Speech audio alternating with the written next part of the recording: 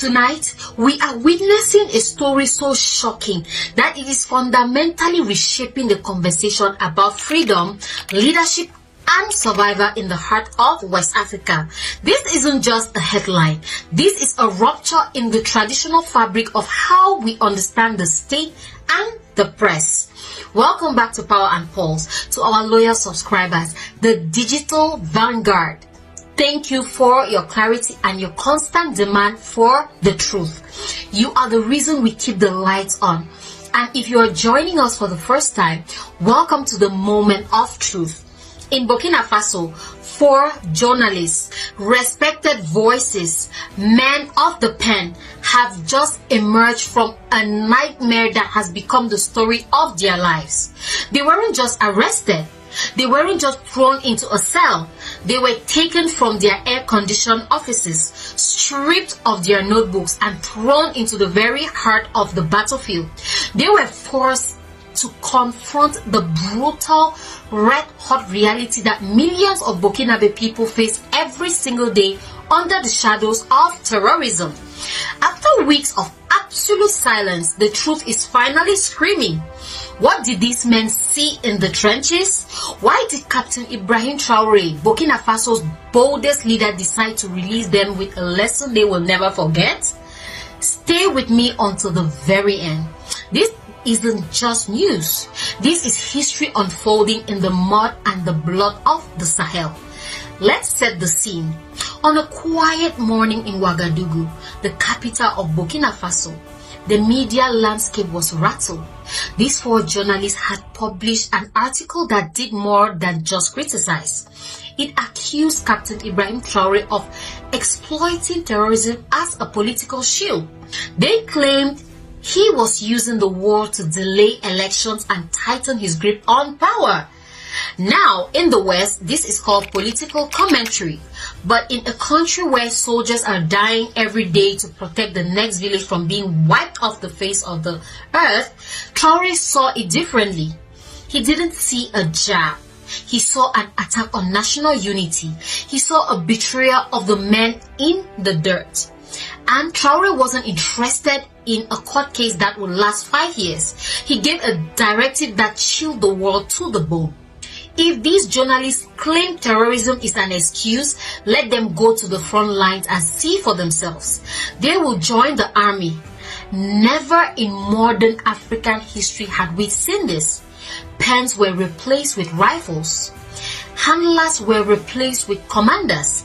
And as the world watched in disbelief, these 4 men were pushed onto trucks heading into the deadliest combat zones in the north. The north of Burkina Faso is no place for theory. It is a war zone.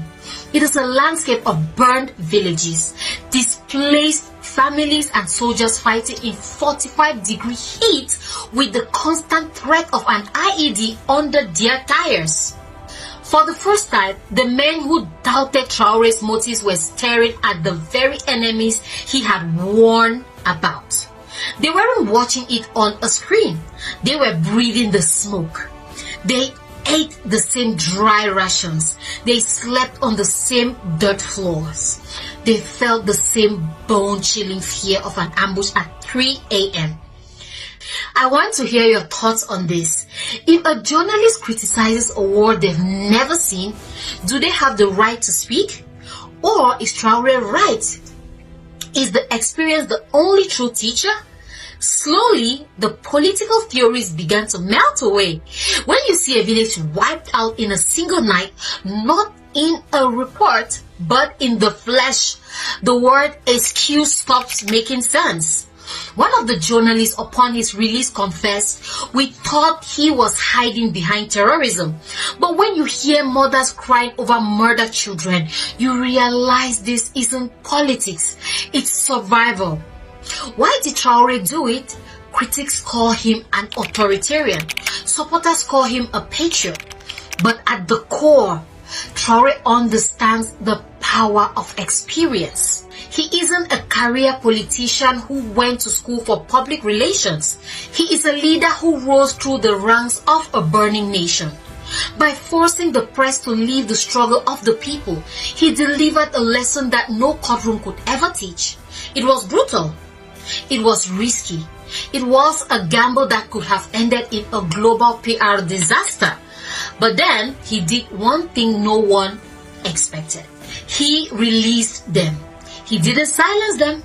He didn't keep them in the field as human shields. He set them free with one expectation: tell the truth of what you saw. This wasn't the move of a man trying to suppress the press. It was the move of a leader daring the press to be honest. The response has split the world into two. International watchdogs are furious. They say this sets a dangerous precedent, and perhaps they are right. But inside Burkina Faso, the mood is different. On the streets of Ouagadougou, the sentiment is clear. He gave them a pen and a rifle. Now they know which one is heavier. There is a feeling that for too long, the intellectual elite have mocked the sacrifices of the uneducated soldier. Traore breached that gap with iron and fire. We have to ask the uncomfortable question: can a nation at war afford the luxury of endless detached criticism? Does freedom of press include the right to undermine a nation's survival during an emergency? Burkina Faso is showing the world that the fight for truth is no longer just written in ink. It is written in blood, sweat, and sacrifice. Traore's bold gamble has left us divided, but it has also exposed a massive blind spot in the global media. We report on the Sahel from comfortable offices and homes, but we have no idea what it feels like to hold the line. Let's go deeper into the Traore doctrine to understand why this move was so effective. We have to look at the history of conscription in West Africa. Usually, conscription is used to fill the ranks with the poor. Traore flipped it. He used it as a tool of national education. In the 1980s, Thomas Sankara, the man Traore is often compared to, made his ministers live in the same conditions as the peasants. He made them wear locally woven clothes. Traore has taken that Sankara spirit and applied it to the 21st century media war. We live in an era of information warfare. In the Sahel, a Facebook post can be as deadly as a grenade. When a journalist writes that the war is an excuse, it discourages the recruits. It makes the donors hesitate. It gives the terrorists a psychological win. Traore moves as a counterattack in the media war. By putting the journalists in the trucks, he effectively turned the critics into witnesses. We must also be honest about the danger. If every African leader starts sending journalists to the front lines, what happens to independent reporting? This is the edge of the power and pulse conversation. We don't just cheer, we analyze. The risk is that truth becomes whatever the army says it is. But in the case of Burkina Faso, where the state is fighting for its very existence, the line between reporting and sabotage becomes paper thin. What we are seeing now is the birth of the combat journalist in the Sahel. Not someone sent by CNN with a security team, but a local Burkinabe who knows the weight of the rifle as well as the pen. These four men will never write the same way again. Their ink will be flavored by the dust of the north. And maybe, just maybe, that is the only way for the world to finally understand what is happening in the heart of Africa. So, as we close this report, remember this: the Sahel is the most misunderstood region on earth. It is a place where old colonial rules are being burned in the fire of a new revolution. Captain Ibrahim Traoré is the face of that revolution. Whether you love him or fear him, you cannot ignore him. He has forced the world to look at the dirt. He has forced the pen to respect the blood. And as the sun sets over Ouagadougou tonight, one thing is certain: the history of these four journalists is just beginning. The pulse of Africa is beating faster than ever, and we will be here to record every strike. The 4 journalists are now free. They have promised to tell their stories, and I can guarantee you those reports will not look like the ones they wrote before.